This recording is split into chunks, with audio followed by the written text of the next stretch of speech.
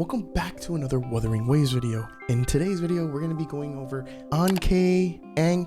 I'm not really sure how to say it. Let me know in the comments below if I'm how to pronounce it correctly, but I'm going to call her Anke for now. We're going to be going over Anke's gameplay, mechanics, auto attacks, ultimate, all that stuff in this whole video. We're going to break it down for you guys. And alright, so this is future Loba.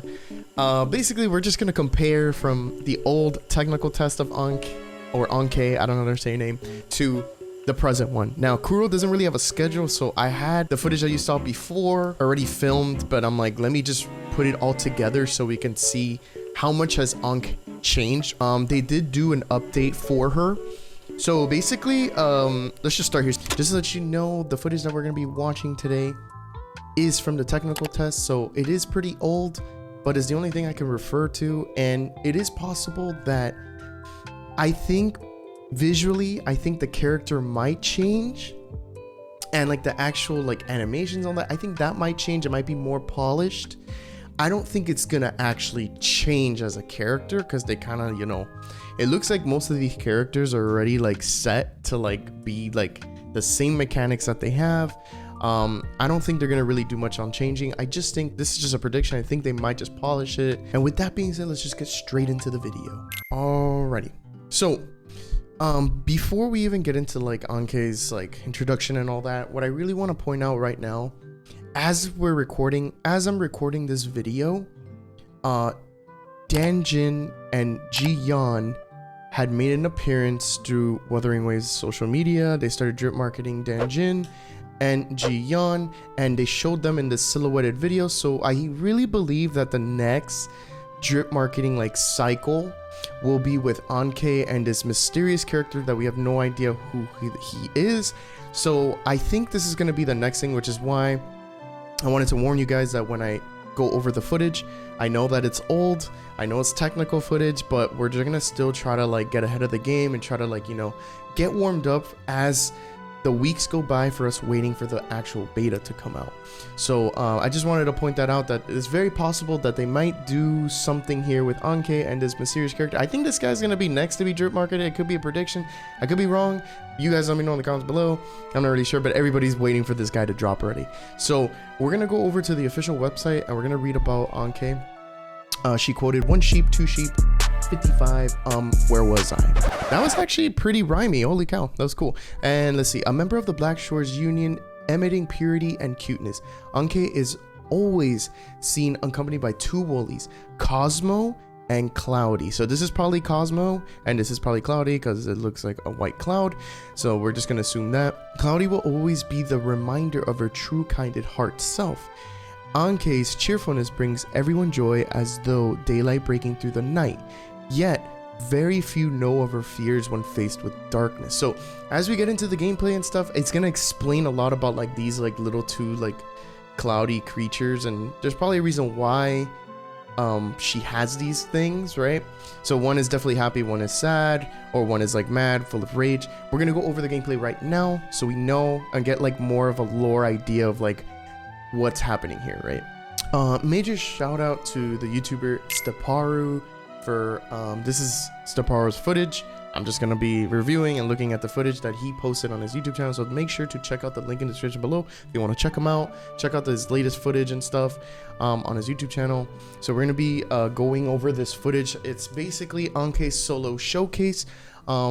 This is her. She looks insane. We're gonna really break this down as easy as possible right now. So she looks very cheerful, but at the same time, she is a complete menace. She does a bunch of crazy auto attacks that happen. I don't even think this is part of the ult. I think it is the ult. And she also does this weird explosion thing that happens. Like she loses control, can't hold in whatever's happening, and she just destroys everything around her as an AoE attack. Now, the thing I want to point out here is that I can't tell if it's her that's like slashing or if it's the actual Cloudy and Cosmo. Not really sure, but overall, very, very fast-paced type of movement when it comes to the gameplay. Really, really cool. So she's doing some auto attacks here. Very, very standard. It slashes through. She has like a little gun, laser gun that like shoots also. So maybe this like machine gun turret thing helps Cosmo and Cloudy, but it's like weird. It's like maybe they're hologram. Now we're gonna go over her normal attack, and it has changed a lot. Let me zoom in here, right? So her normal attack is called Woolly's Rollout. Summons Cloudy and Cosmos to perform multiple combo attacks. Now, the design of the little laser changed. Before it used to be white, now it's black. And they did change a lot of like the animations. They look a little bit different. But overall, Cloudy and Cosmo are assisting her on these auto attacks, slicing through kind of like a mid-range, almost a full range unit. So still kind of the same, but the design of the actual animation attacks look completely different. So maybe they're like, I don't know. It's really hard to explain.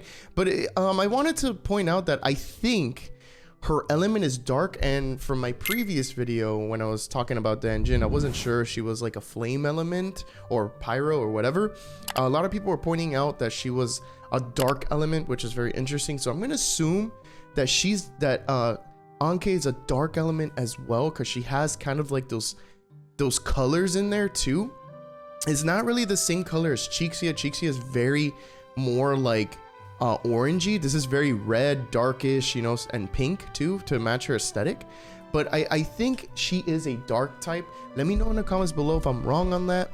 But nonetheless, still very curious to see like what you guys think, because you guys probably know more than I do. So as we're moving along here, let me slow down this footage. Okay, so here she does a couple auto attacks. She does 1 hit, 2. She does these these crazy auto attacks here, and let's see, he does these auto attacks and it looks like she's just like slicing, and it almost looks like the last hit was a charged attack, right? So definitely a DPS in my eyes. I think I feel like every character in Wuthering Waves is gonna be a main, it could be a DPS. And then as you notice down here, there's like a little bar that fills up. I kind of seen this mechanic before. Even Danjin has a bar that fills up, but this one fills up a little bit different. So I'm not really sure how this part works, but I think when it's filled up and she does like that spinning like dizzy move where she doesn't know what to do and she's like very still, I think it does more damage as this is filled up. But right now we have her auto attacks hitting these creatures. She hasn't used the, okay, so we use the E right now and the Q. The Q puts them in this state where you can literally start DPSing like crazy. So you start slicing, going through all these guys. And the thing that I find interesting too is that as she's doing her DPSing and attacking, it almost looks like she can like auto target one and then just move on to the next one if she wants to, please, like that. See, so she kind of dashes to the next one, and as the DPSing of her ult depletes and kind of finishes, she stays still because maybe she can't control the power, and then she just explodes with this crazy like big explosion, right? Because as you can see here, this enemy attacks her, but you can't move, you're just staying still, which could give you a disadvantage in combat. I wouldn't really use her against any of the bosses, but still, nonetheless, still very interesting character.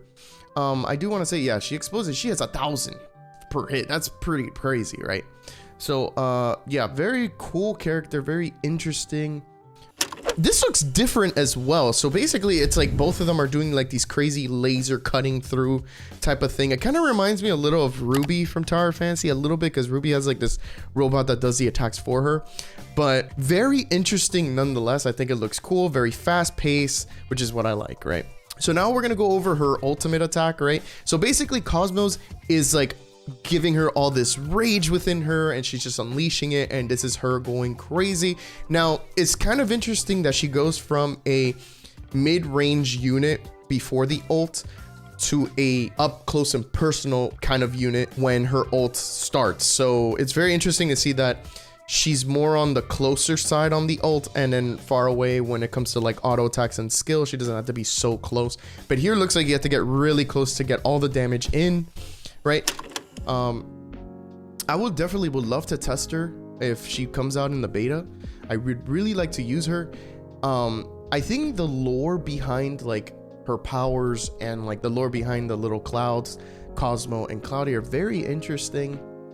Almost gives me like a yin and yang vibe. It almost feels like, you know, the Cloudy, the white one, is like the happy part of her, and then Cosmo, the dark one, is like the evil side of her, right? Because she does have this like crazy grin. And the thing I find interesting here is that when she goes into her ult, Cosmo pops up in the front. It's like, okay, now it's my turn to give you like higher power. So it's almost like when she's not in her ultimate state, she's using Cloudy's powers, or Cloudy is like helping her, and Cosmo is like filling in to help her DPS here. So she gets like angry, you know, like mad, like she does that thing, and it just looks like to me like she's like using between both powers. So I don't know, I thought that was interesting. I want to know what you guys think about both of them. It's freaking adorable. I don't want to compare her to Klee, but I think this character is a lot cooler than Klee.